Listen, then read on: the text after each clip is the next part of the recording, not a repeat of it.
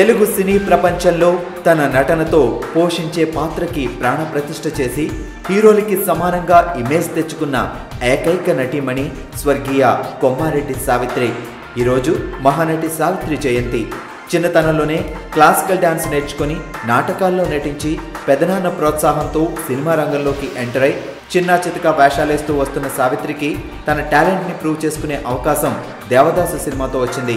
Miss అమ్మలో lead role చేసి తెలుగు పరిశ్రమలో అగ్ర కథానాయికగా స్థిరపడింది.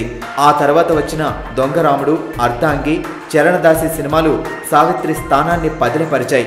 తెలుగు చలనచిత్ర చరిత్రలో అజరామరం అనదగిన మాయాబజార్లో ఆమె ప్రదర్శించిన అసమాన నటనా వైదుష్యం ఆమె కీర్తి పతాకంలో ఒక మణిమకుటం. మాంగళ్య బలం, అప్పు చేసి పప్పుకూడు, భాగ్యదేవత ఇలా ఎన్నో సినిమాల్లో తన నటనతో తెలుగు సినీ ప్రియుల్ని అలరించింది మహానటి సావిత్రి. చిన్నారి పాప, మాతృదేవత, చిరంజీవి, వింత సంసారం, ప్రాప్తం వంటి సినిమాలకు దర్శకత్వం వహించారామె. తెలుగుతో పాటు తమిళ సినిమాల్లోనూ నటించి 2 చోట్ల అశేష అభిమానగణాన్ని సంపాదించిన సావిత్రిని తెలుగునాట మహానటి అని, తమిళనాడులో నడిగేయర్ తిలగం అని పిలిచేవాళ్ళు. తన అభినయంతో ఆడియన్స్ని అలరించిన మహానటి సావిత్రి ఇప్పటి తరంలో ఎంతోమంది హీరోయిన్లకి రోల్ మోడల్. తెలుగు సినిమా చరిత్ర ఉన్నంతకాలం అందులో ఈ మహానటికి ప్రత్యేకంగా కొన్ని పేజీలుంటాయి.